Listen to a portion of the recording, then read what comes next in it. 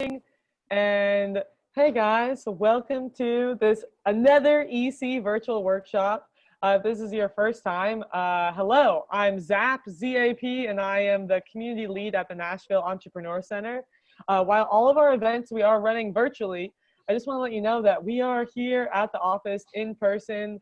Oh, I thought there's someone behind me and they're not. But if you ever need to come say hi or get out of your house or away from your children and get some work done, pay us a visit because we're here. And it's very quiet, so I will say it's very easy to social distance here. Anyways, I'm so excited because we have resident EC members, Andrew and Holland, presenting kind of their legal expertise. They're awesome, all-star guys. And then I've been known to be like, I think they're lawyers. They are lawyers. Anyways, Andrew and Holland, I'll let you two take it away. All right. Is this camera thing just on my screen, or am I covering up part of my presentation?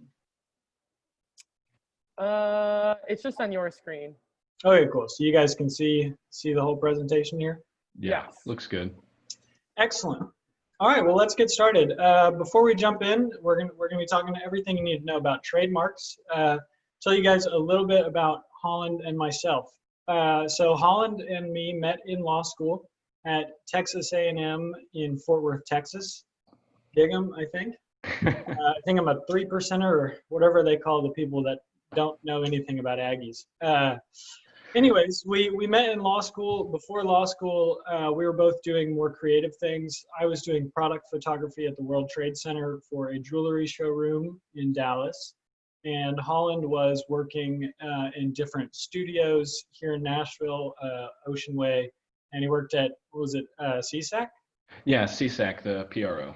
That's a publishing rights organization. So we both had a little bit of creative backgrounds, and when we were in law school, we met in our very first class, and kind of the first couple of years we tossed around the idea of starting a firm together, and we knew we wanted to do something more creative because of our backgrounds, and so intellectual property is what we gravitated towards in law school because it is what keeps you most closely connected with creatives. So we moved here to Nashville to start this law firm straight out of law school just about a year ago.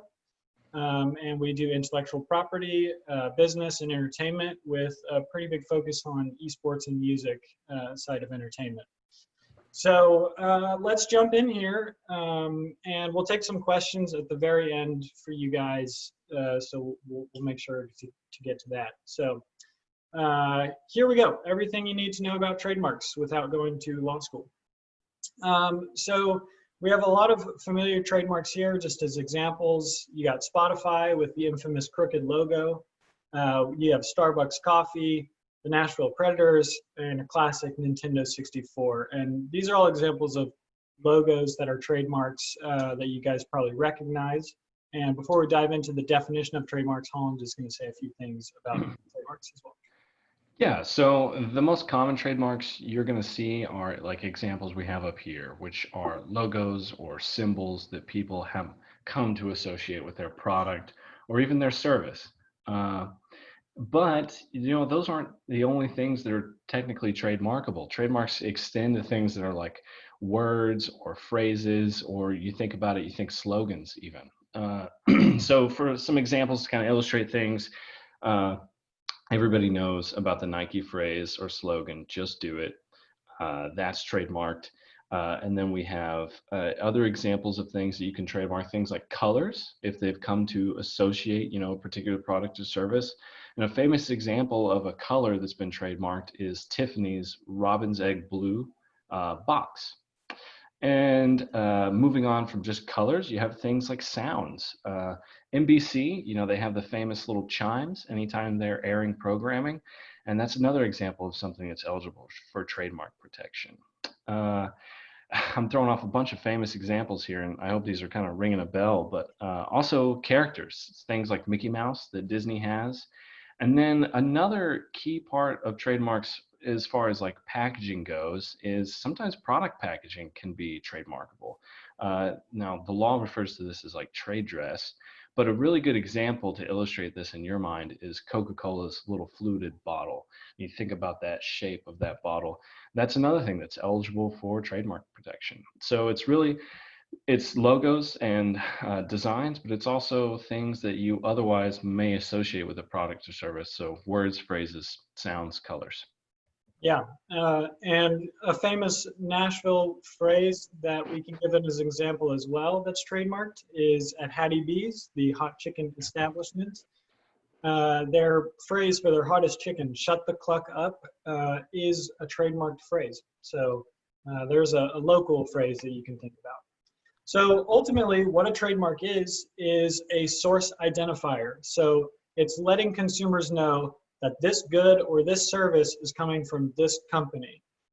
So, for example, when you grab a Starbucks coffee or someone hands you a Starbucks coffee, you see the logo and you know, okay, what I'm about to drink is no ordinary coffee.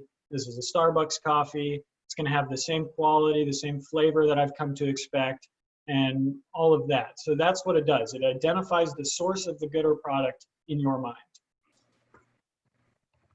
So we're not going to touch on copyright and patent after this slide at all, because that is a different area of IP, but just to kind of give you a little difference between each one, the main thing is trademarks protects your brand, copyright protects your creative work, and patents protect your invention or process. So the protection you get from a trademark is you can keep people from using your mark to claim that it's the source of their goods. So let's say you have a shoe line, right? So you have this line of shoes that you've made, and your customers have come to expect a certain quality from these shoes. When they see that mark on the shoe, they know, okay, this is going to be this quality, it's going to be this type of shoe. And so if someone else comes in and they see you're really successful with yours, you're going to have copycats every now and then. So they'll try and come in and make a shoe that looks the same, and they claim that it's from that source. With Yeezys, right? Kanye West's shoe line, there was a lot of fake Yeezys out there, and people trying to put his trademark on the shoe that they've made and say this is a real shoe, and try and claim that it's the same source as the real brand, right? But when you get that, when you realize it's counterfeit, the stitching might not be up to par, and the quality of the good might not be up to par that the real source of the stuff is.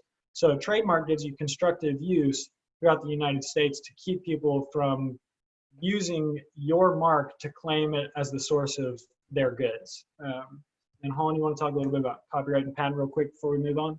Yeah. So we kind of touched on copyright earlier. Andrew did, about how it protects, your creative works, your artistic, writings or designs, or maybe even your software codes you've written and things like that. An important thing to note is that when it comes to symbols or designs, sometimes those logos you see for certain trademarks, while they're used in a trademark sense to denote, a product or service provided by a company, those logos are often also subject to copyright. So a good example of this is like the Nike swoosh. When Nike first got that was from a graphic design student years and years ago. And then, everybody can tell that took off. So whenever copyright law provides, this thing where you can assign your copyright and then later, seek to claim it back, it comes up that you can reclaim rights through that. So it's important to note that sometimes these things are distinct, but they do have an interplay in certain areas. But yeah, so copyright is handled by the U.S. Copyright Office, and then we have patents, which protect your inventions or technologies and novel ideas. And so that you can use to apply through also the U.S. Patent and Trademark Office to protect, your unique processes and inventions that you've come up with that give you a leg up in the market, so to speak. Yeah, and just to throw this out there, our firm doesn't do patent law. Patents require a separate bar exam. So in addition to the regular bar exam you take after attending law school, you take the patent bar. And to be eligible to take that patent bar, you have to have a technical undergrad degree, which neither Holland or I have. So any patent stuff we toss over to our friends at Lodestone Legal. They're out in Franklin, a bunch of good dudes. Several of them are kind of mentor stuff, so they're really great. Yeah, unfortunately, my undergrad degree, apparently fashion merchandising is not a technical degree. And Holland's music business undergrad degree is not a technical degree either. But let's jump back into trademarks here. So why bother registering your trademark? We talked a little bit about it, the Starbucks cup, it being a source identifier. So what's important is you want to make sure for your business that the road for your name that you've chosen or your logo or your color scheme is all clear, because what you don't want to happen is you choose this brand name that you think is great, and then you market yourself under that name for a year or 2 years or 5 years or however long you do, and then you get a cease and desist letter, a year or two down the line from someone who's using the same or similar mark, saying like, hey, you guys can't be using this. This is our mark. We've registered it with the USPTO. And then you end up losing all of this brand awareness, this brand loyalty, this thought in the mind of the consumer that, hey, this mark means it's from these people. And then you end up having to change that because you get a cease and desist because your mark is already taken by someone else. A good example of this is Burger King. So there's the Burger King franchise that we all know and perhaps love or hate. A lot of people seem passionate about their hate for Burger King. I think they have great fries, but that's just me. Anyways, so there was Burger King. As it was franchising out in the US, they wanted to open up a Burger King store in this town in Illinois, but there was a business there, and a business owner who was already there had the name Burger King. They had a burger shop where they were selling burgers, go figure, and they were called Burger King. And what they hadn't registered their trademark with the USPTO, but they had common law rights. So this is the common law right in trademark. What it gives you protection of is using that mark within the geographic location that you've been using it. So Burger King was stopped from moving into this town in Illinois in a 50-mile radius from using the name Burger King in there. So there's no Burger King restaurants in that radius because this guy had already been using the mark for a certain period of time that established rights to that name Burger King there. However, if this business owner had registered Burger King with USPTO, they would have what's called constructive rights over the entire United States. So he could have been like, hey, I'm sorry, Burger King franchise, this is my name, you guys are infringing on my mark, and he would send them a cease and desist, and ultimately he would win the battle in front of the Patent and Trademark Appeals Board or the district court, wherever it's being argued, because he had registered it and had constructive use throughout the United States. So instead of having Burger King that we know today, we would have had, Burger Queen or some other name, but instead we just don't have a Burger King in that 50-mile radius, and Burger King is everywhere. So that's kind of the benefits one of the benefits you can see from registering your mark is getting that constructive use throughout all of the United States. Here we go. Yeah, before we move on to this acceptable mark, I will add too to what Andrew says. I mean, you guys are all entrepreneurs, and starting a business, how much noise is just out there in general. There's a lot that you have to cut through to try and get to your consumer, whether it's business to business or business to consumer, what have you. You're competing with a lot of people, and so your brand is what elevates you above all of that noise, and it's what helps you cut through, so to speak.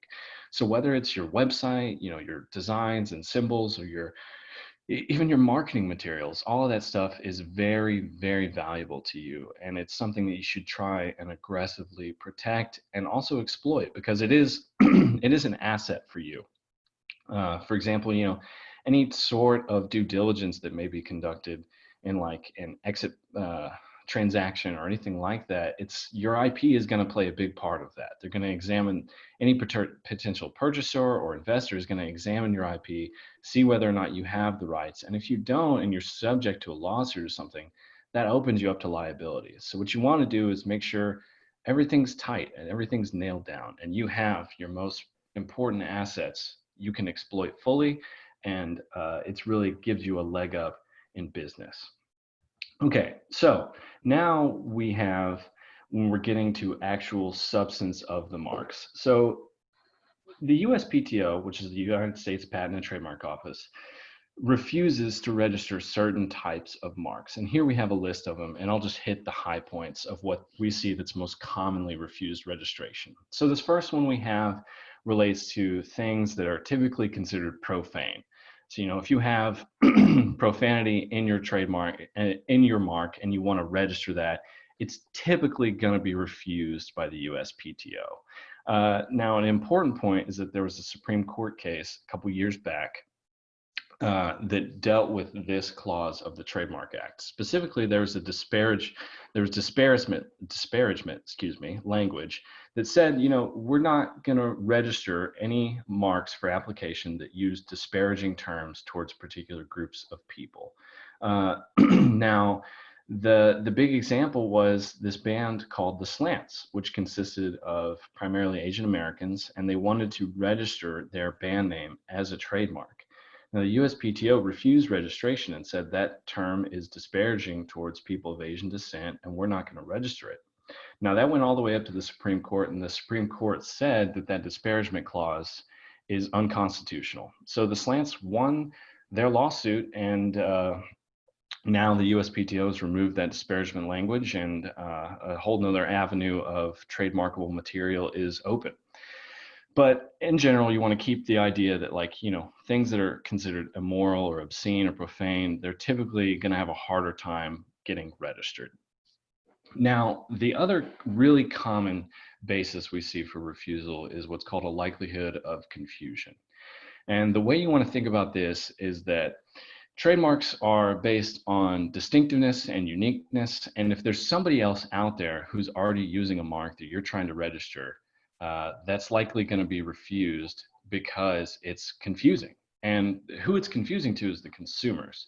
So trademark law, we want to promote good consumer relations and stuff. So when a consumer's out in the marketplace, whether it's a grocery store or whether they're shopping for certain services online, when they see your trademark and they know it, we want them to be able to purchase it on that basis. They've had a good experience with you and everything like that.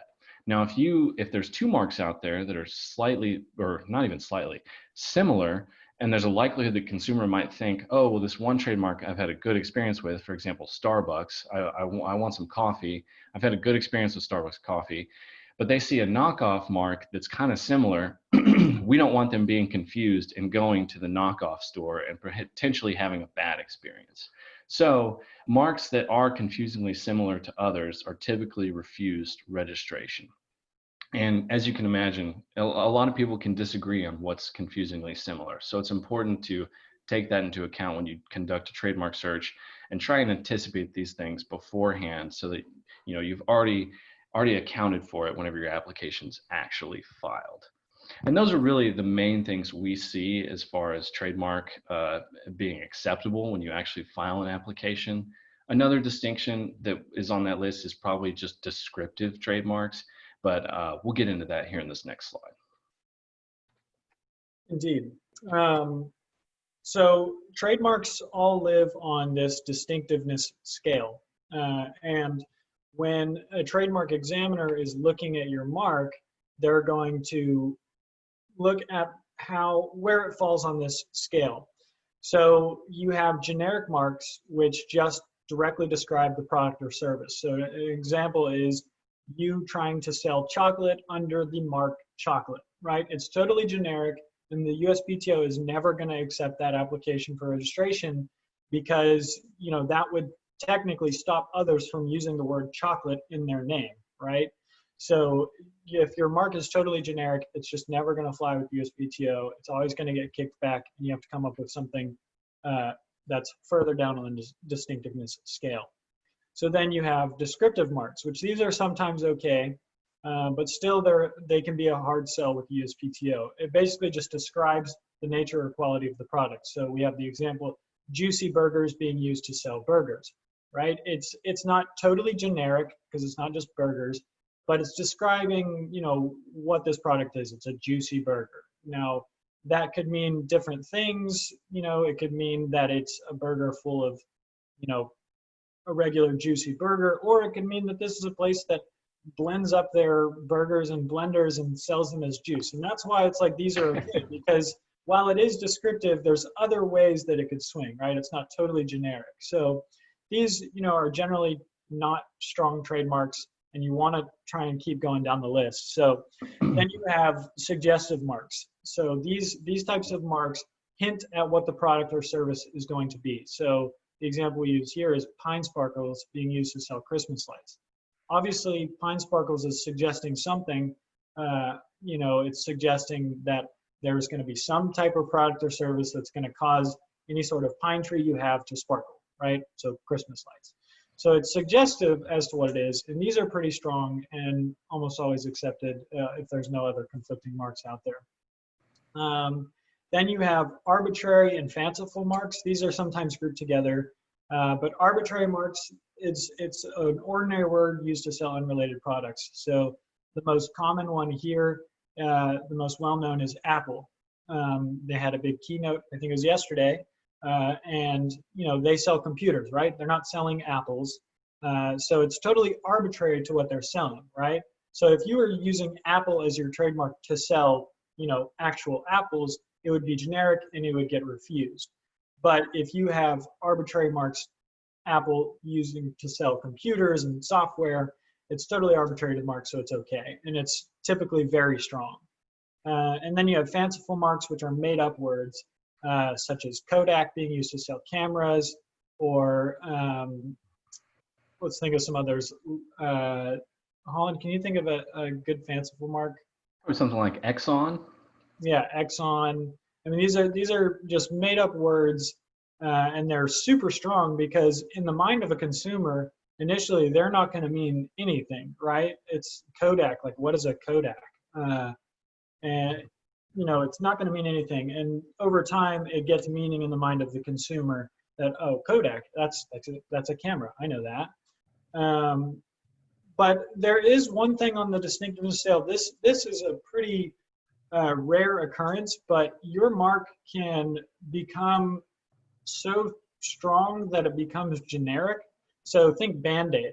When you think Band-Aid, you don't necessarily think of the company Band-Aid or the brand Band-Aid, because it's become so generic that they actually lost that trademark, because everyone thinks of adhesive bandages as Band-Aids, right? It's become so generic in the mind of the consumer that they lost their protection that they had.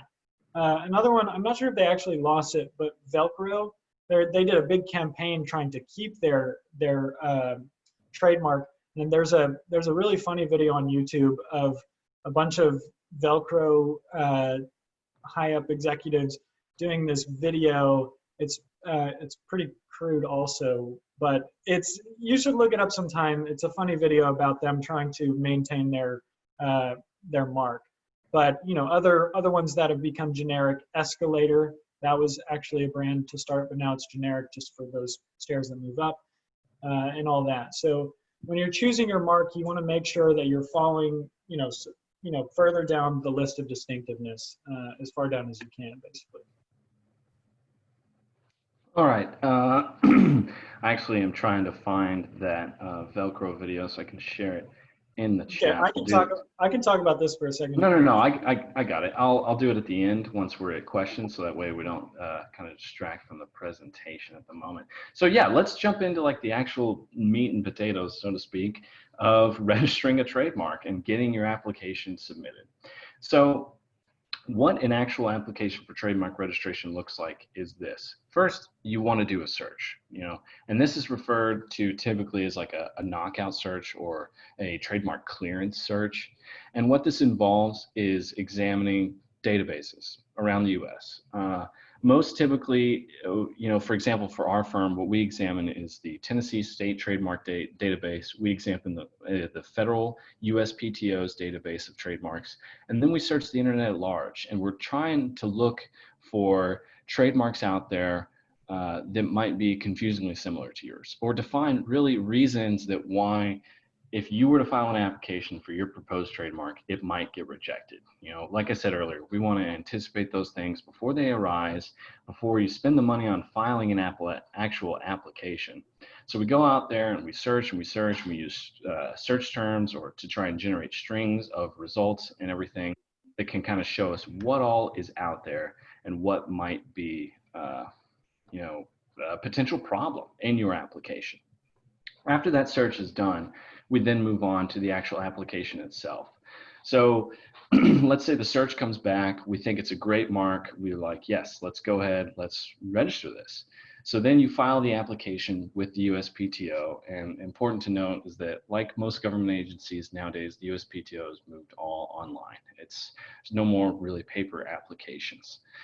So you begin that process online with the USPTO, and then another important thing to note is that there are filing fees associated with this application, and typically the USPTO charges $225 per class.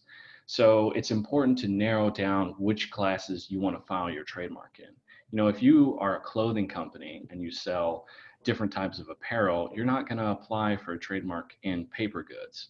You're not selling that type of goods, so that service is irrelevant for you. And it would cost a lot of money to register a trademark in every foreseeable class that exists. So you just want to register in what's relevant for you and pay the filing fee for that particular class. After your application is submitted, it typically takes about 3 months for it to be assigned to an examining attorney. And the examining attorneys are people who work for the USPTO who actually substantively review your application. And they'll run their own internal search on the USPTO's database to try and find anything that might be problematic with your mark, or they'll review any of the other bases for refusal of your mark. Now, an examining attorney search can take a while. Sometimes they get it done in a matter of a day or maybe just a couple days, but sometimes it can take a week or two. It just depends. The examining attorneys have a pretty hefty caseload, especially nowadays with so many trademark applications being filed. However, once their search is completed, you'll get what's called either an office action, or you'll get some sort of notice of allowance moving you forward. And so I think we have that on our next slide, which is, so like an office action is, let's say the examiner finds some sort of problem with your application. Sometimes these problems can be just merely like superficial issues, like you have the wrong information down in a particular box, or something needs to be adjusted. And those can typically be fixed really quick. But sometimes an office action can be substantive. And what we mean by that is that, let's say the examining attorney believes that there's another mark out there that's confusingly similar to yours. And so because of that, we're gonna refuse registration on that basis. Now, this kind of office action is certainly a bit more hefty to respond to, but depending on the circumstances, it can certainly be overcome. You generally have about 6 months to respond to every office action issued by the USPTO. And in this, you'll make your arguments, about why you should be approved or why you should get over whatever refusal they're giving you. Now, assuming you get past this phase, then you go on to what's called publication. So your mark is cleared, and then the USPTO notifies you that you're going to be published in what's called the Official Gazette. Now, this publication phase lasts for 30 days. And what happens is your mark goes into the Trademarks Official Gazette, which is basically just providing notice to everybody else out there who's a trademark holder that, hey, this person is applying to register this trademark. And if you have any issues with it, speak now, or, hold your peace, so to speak.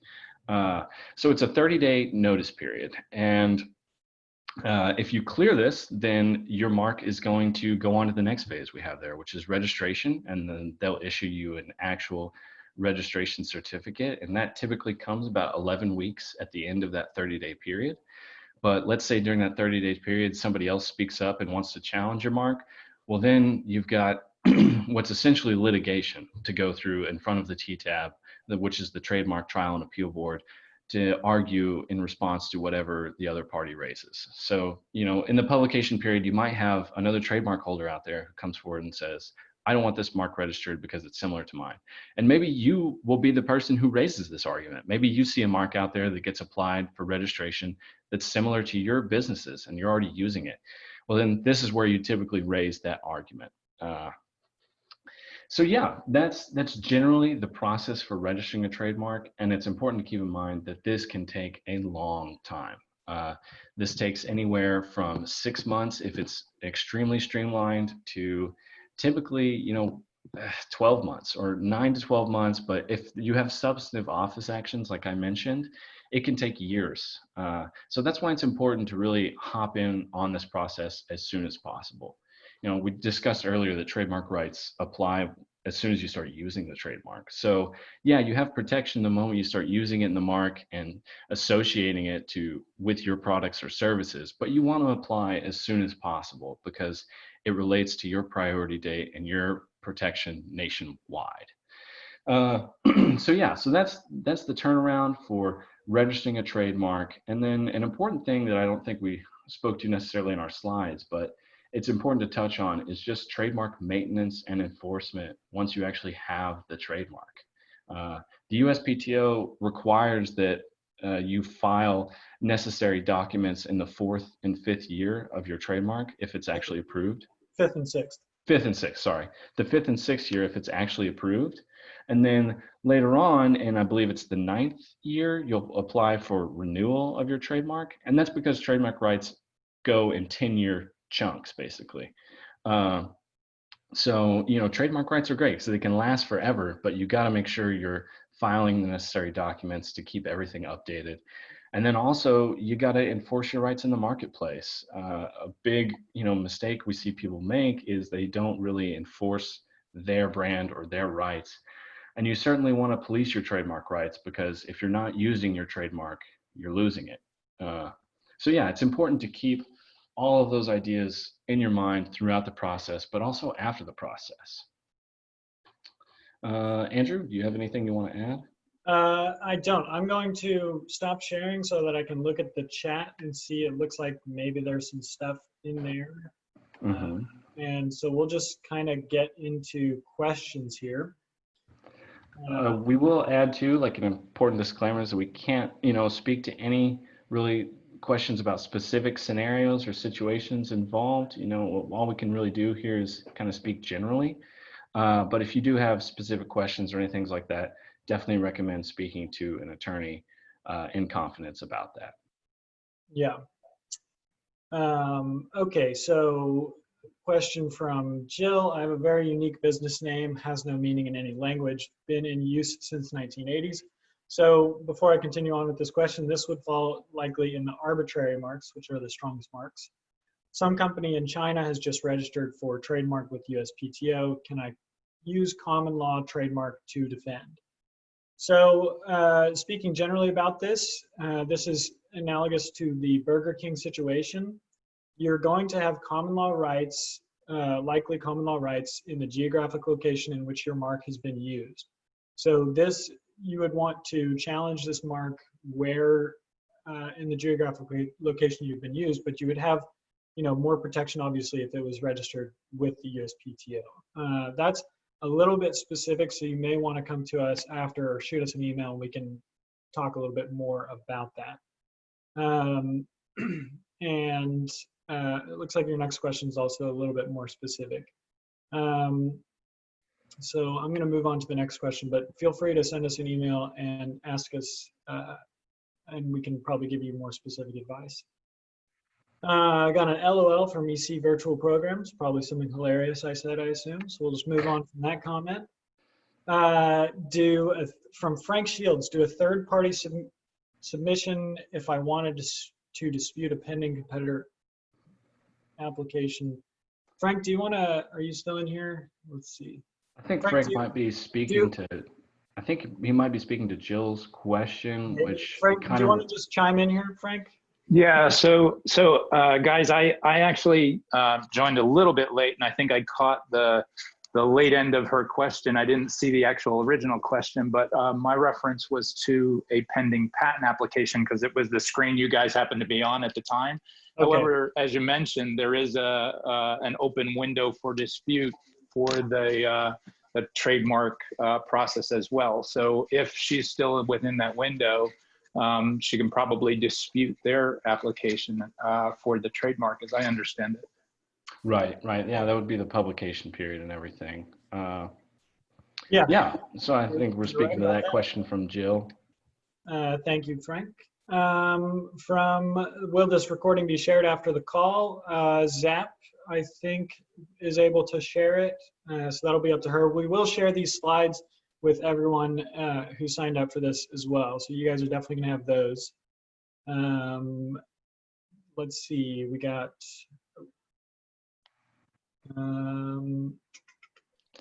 Do you recommend registering in multiple classes or in the most umbrella classes possible?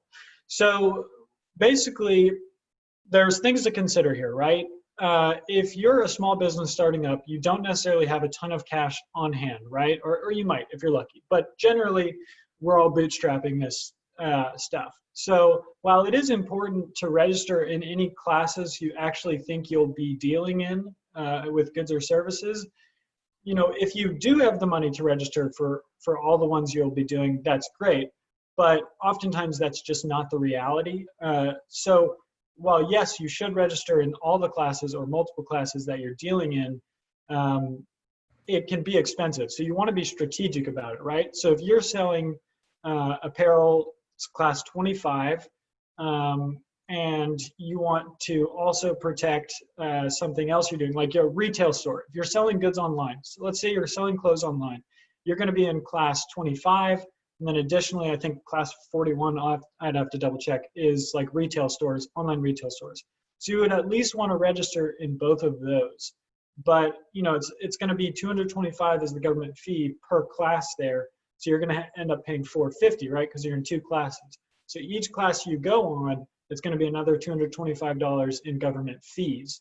So you definitely want to register in all the classes you think you're going to be dealing with, but you don't want to just say like, hey, I'll register in every class, because first of all, you're going to get kicked back if you don't have a specimen or, you know, a picture of your product being used in that class.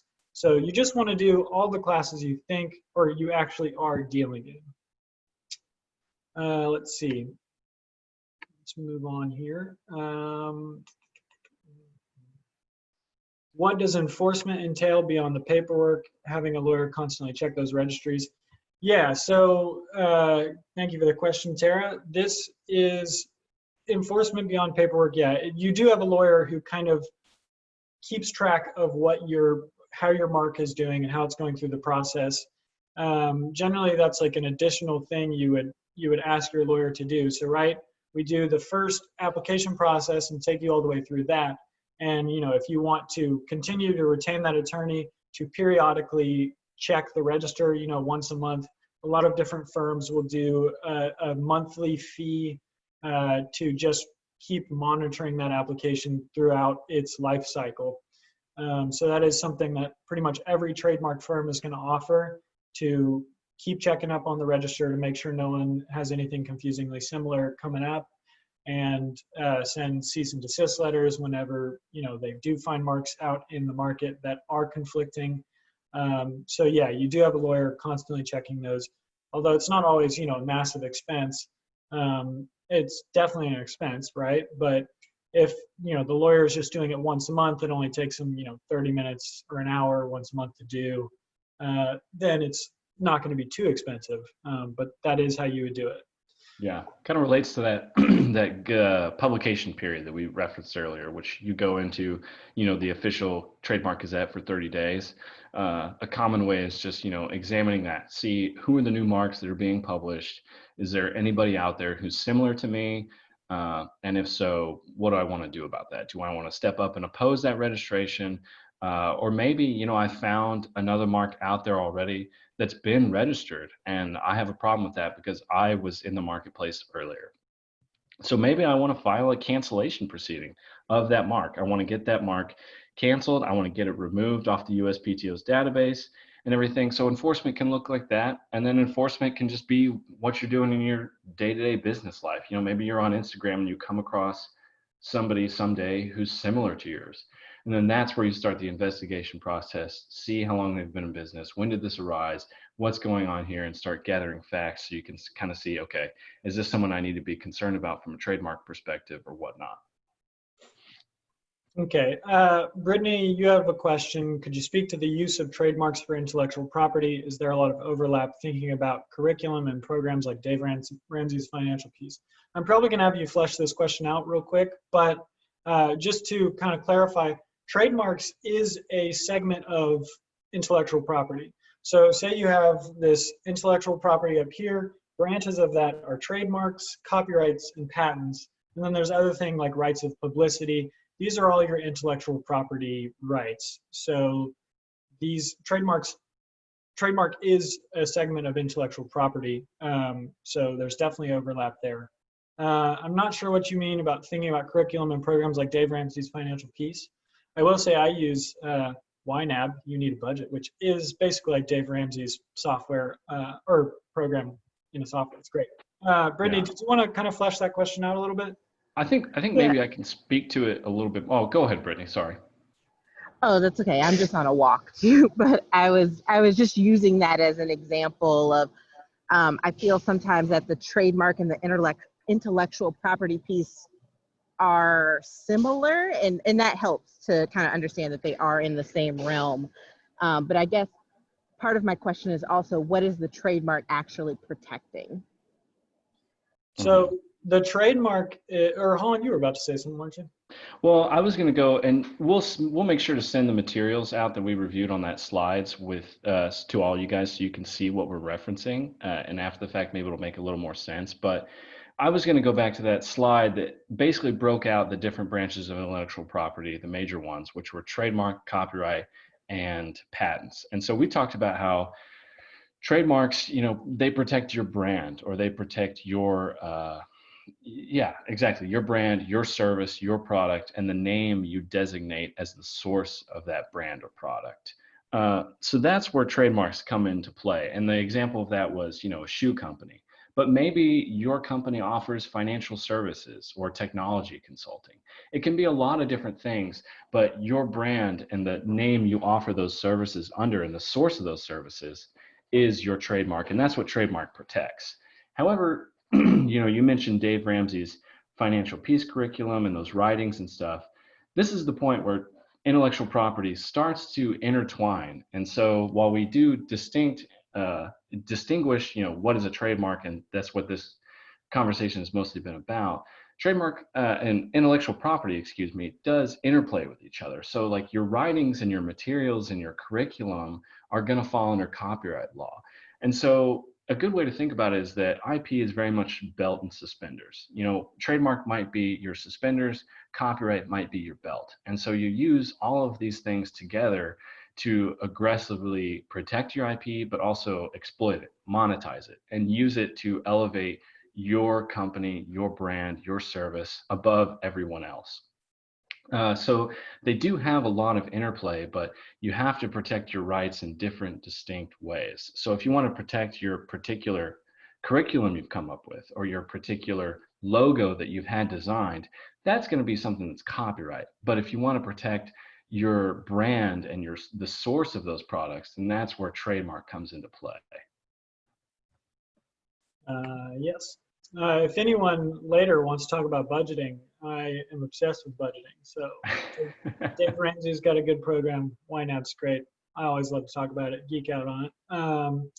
How about enforcement in classes that tend to overlap? For example, if a competing company expands their offering into an area that you're marked in. So that kind of goes to the question of how many classes do I need to register my mark in? So if you know you're planning on expanding into a different field in the future, you can file an application for that mark, which is going to be, there's two types of applications. You have a 1A application and a 1B application. The 1A means that your mark is currently in use in that class, and a 1B means you have an intent to use this mark in that class. So when you do a 1B application, you have to file every 6 months to say, either an extension of time saying that you still are planning on using that mark, or you file and transition your application into a 1A application, which says, okay, I now am using this mark in this other class. So yes, it's important to register for classes that you think that you're going to be logically expanding into in the future, if it's in the budget, right? So my suggestion is always register first for the classes that you're actually using your goods or services within. And if there are classes that you plan on moving into in the future, register one or submit a 1B application. But, think about just the possibility that, you only have a certain amount of funds that you can dedicate this towards. So certainly do the ones you're already within. And then once more money frees up in your business, then move in and protect yourself in other classes. And to kind of tack on to that, is it ever too early to register a 1B? Just keep in mind that it's going to cost, $225 the government fee per class. And then every 6 months, you're going to have to pay $100 to extend it if you haven't been using that mark. So it can be costly to kind of register too early, but it also gives you, if you do register early with that intent to use, it gives you a backdating, a constructive, or your use would go back to the time you originally registered it. So it just gives you stronger protections early on. So it just depends on what your budget looks like. How much money do you have to dedicate to IP rights? Obviously, if you aren't able to pay for your website domain, you don't want to spend money over on, an additional trademark that you plan on using, because you want to allocate that money somewhere else where it's more useful at the current time. So yeah, if you got the unlimited budget, register in all the classes you think you're logically going to step into. But if you don't, make sure you're spending your money wisely and putting it where it's important in your business at the time. Yeah, I think another thing to add to that is as far as Frank's question goes for enforcement, is that you're planning on expanding into a related type of service or market, and then there's somebody out there who's competing with you that's kind of similar, but you're already previously got your trademark. What you can do is make the argument in, let's say, the publication phase, or maybe a cancellation proceeding, that, look, my trademark and what I've registered in, that service is related to this other service naturally. So maybe it's I sell apparel or uniforms online, and this other person is, or maybe I say I sell apparel online, and this other company is selling uniforms online. Well, you can say that, apparel and uniforms are pretty well related, and I plan on expanding to that market here very soon. And, you're going to have to offer evidence to prove all that, but that's a way you can seek to enforce your previously registered mark and say that, well, I'm going to expand into this certain area, and it's just another avenue of enforcement against, your competitors. All right, I don't see any questions in the chat. If anyone wants to just unmute themselves if they have a question real quick, feel free to do that. Get a second for that. Yeah, don't be shy. Anybody? Well, I'll say, the best way to get free legal advice, because I know everyone wants that, is to send me blog ideas, because me and Holland write blogs pretty often. So if there's a topic in the law that you are wondering about and you want to learn a little bit more about, we can, I like that question we got. I'll answer that in a second. We can write blogs about it. So I always accept blog ideas. My other little segment, legal tips and skateboard tricks. If there's a quick legal tip, something you've been thinking of that you want just a little bit more of an idea on, I'm always open to getting ideas. How much should we budget for the legal services? So our firm does trademarks on a flat fee basis. So we do $995 for the trademark search, for taking the application through registration and monitoring it until it has received its registration. So while the flat fee $995 doesn't include the government fee, so there's $225 for each class that you're going to register in. So you at least want to put aside $995 plus $225 at the minimum, and then consider if there are office actions, those are an additional fee. But those are very fact-based and dependent on how long it takes to respond to the office action. So, always budget just a little extra in case that happens. The going rate around Nashville, I believe, is closer to $1,200. So it depends on where you go for getting your trademark. But yeah, we do them flat fee $995. Anybody have any other questions at all? Pop in here. I did add the link in the chat to the Velcro video about their trademark and trying to say, don't say Velcro because that's a generic term, and Velcro is our actual trademark name.